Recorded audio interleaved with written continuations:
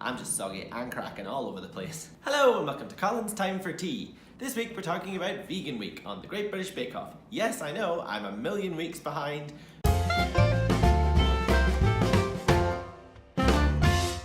My tea this week, which is still brewing, is Bird and Blend Clung. For those of you who are joining me for the very first time, what I do is I deconstruct all the Bake Off episodes, basically splitting it down to the signature, the technical, the showstopper. If there's any Bake Off innuendos, I talk about them too, and anything else I feel like talking about. Because this week is Vegan Week, obviously they had no dairy, no eggs, no honey, or anything that was derivative of an animal in their bakes. Now it's time to drop you, substitute you, and replace you. It's not you, it's me, by the way. Because I've just found other ways. It's just cake using plants, alright,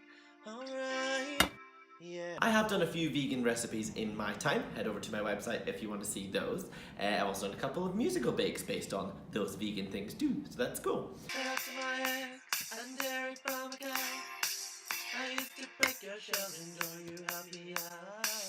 Here's to my ex, I don't need you now, 'cause I got this new recipe and you have been cut out. The reason doing so is because I worked with a lot of people who are vegan and know a few people who are vegan, and I like to make food for people. I'm a feeder, so why not just do it? Simple as that. And also it's quite interesting to work out the science of it, because you've got to get the ratios of like fat to like leavening to other things. And I find that quite a good way of challenging myself. So we'll get started with the introduction. Noel was doing a little bit of Mighty Bush crimping to the cow, talking about how it was a happy cow and how it was doing moo wave. Who was in the cow? Was it actually Prue and Paul? Or some random producers they made dress up who were just like, you have to go and do it. And they're like, oh, is it because we're new? And they're like, yeah, it is. Or maybe it was past contestants. Who knows? Maybe it was Mary. So we're going to talk a little bit about Bake Off fashion. So over the past few weeks we have actually seen some really cool outfits. So we're obviously going to talk about John and his love of Hawaiian shirts. Another fine specimen this week, John. Thank you very much. We've also got Kim Joy's fox earrings, which did obviously play a part in her bake later on. We've got Bryony's pink stripy top and the bee, which again made sense because it's Vegan Week and you're saving the bees. So speaking of bees, Noel has a friend called Ralph the Bee who was delighted with this week. So that's nice. John seemed to struggle right from the start on Vegan Week because he just doesn't, it's not part of his diet. He jokingly said he had to Google vegetables, which I thought was really funny. What you will be seeing throughout this episode as well are the tweets of the week. So I scour through Twitter after each episode and find out what you've all been talking about. And then I put it up around me just for other visual things instead of just my face. So let's get started with the signature. So they had to make 8 tartlets with 2 different fillings. They also had to be vegan friendly, so they had to make vegan friendly short crust pastry, which I have done before when I did my Ghostbusters themed episode and made the apple pie. What is this? Oh! Hi. Put back in the oven for a further 5 to 10 minutes until they are fully cooked all the way through inside and out. Well, that's clearly never going to work because, well, this is a vacuum cleaner hose and this is just a bag. No, I don't want it. I also made vegan custard, but I'm not too sure if that turned out exactly right. I thought it tasted fine. But anyway, we'll move back to the bake-off. So Rahul is using shortening, which is what I used when I made the short crust pastry, and I thought it tasted fine. It might have been a little bit too crumbly, but And Kim Joy, well, she put a squirrel in there after saying, I wouldn't say I'm an animal person, I'm actually quite scared of some animals. But she's got cats! Like, animals in everything. Kim Joy has animals in everything. I don't know. Squirrels with nuts. Now, it wouldn't be Bake Off without a squirrel with nuts now, would it? For those of you who've watched previous episodes, I'm talking about this.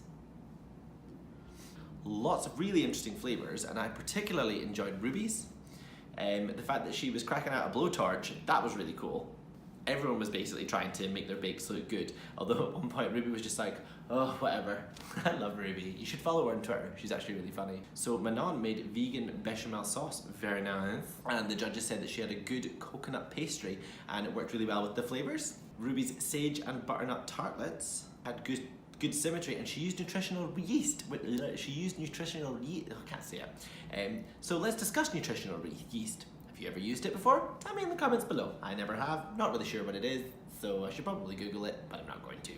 Rahul, again, being a bit self-depreciative, which at this point I think a lot of you were feeling that it's a bit overdone and that he should just be cheerful, which I'm not really sure how that works, but yeah. But they did say that the flavours were delicate, and Prue said it was like poetry.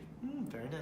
I just hope he relaxes soon, to be honest. So when Paul, with Bryony, Paul and Prue were talking about her pastry and said it felt a bit rubbery, but when they tasted it, it was fine. I quite like the fact that she asked that, because it shows that she was willing to improve, and I just really like Bryony. I think she's quite straightforward, and she just wants to do well. And the poppy seed in the pastry, I quite like that idea, because that would give it a little bit more of a savoury flavour, and the French onion soup was a bit too oniony, just because it was a bit more like hot dog onions rather than French onions, which I'm not really sure what the difference would be, because I don't think I've ever had French onion soup.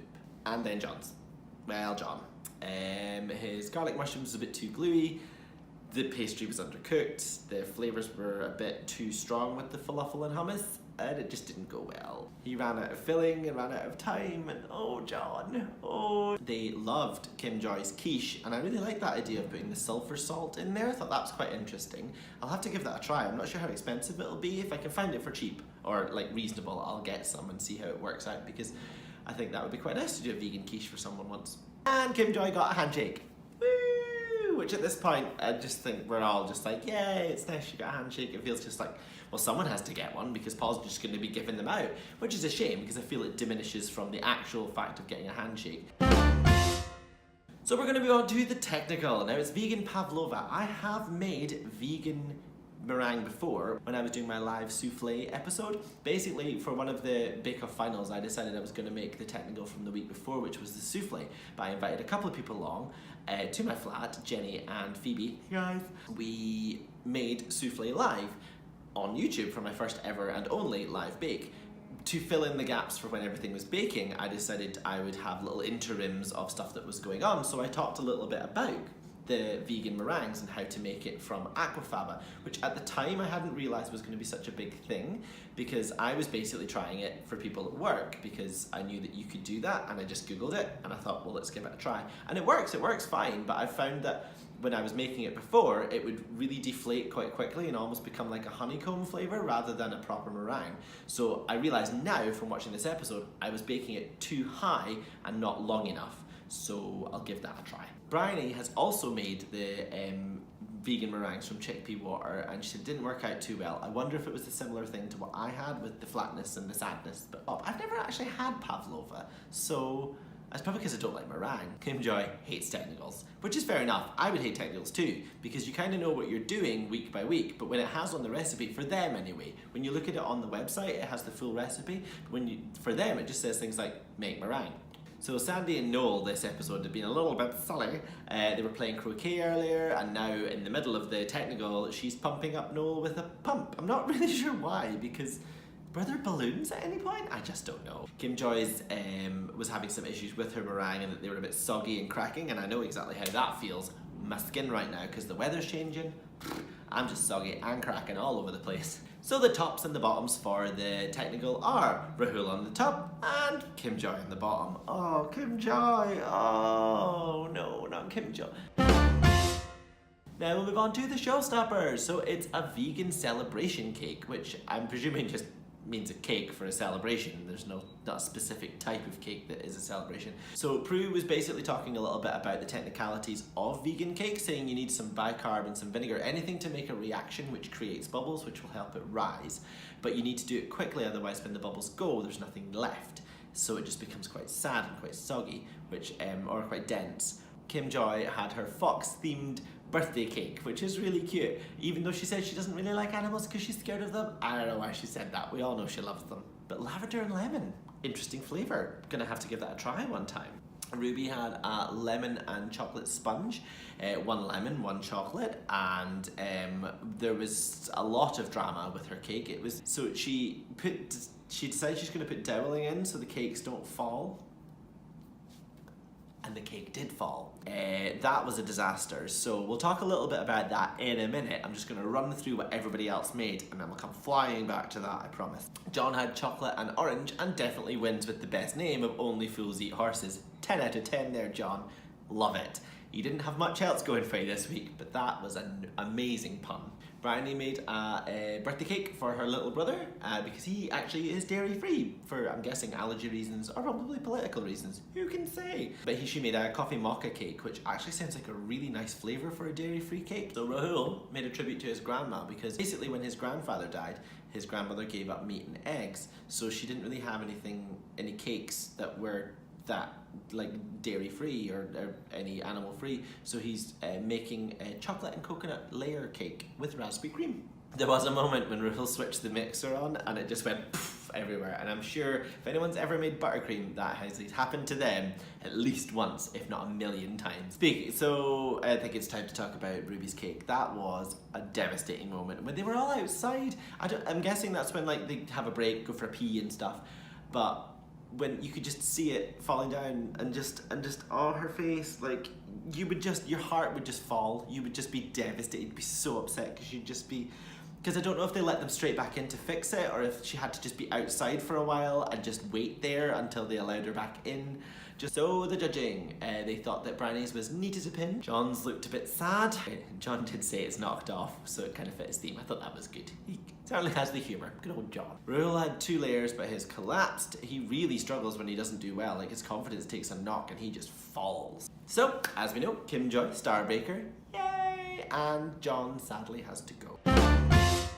Now we're going to talk about the innuendos. So there wasn't that many. John doesn't look like pea water, which funny. And Bryony, I think it could be a little bit stiffer when she's talking about the meringues.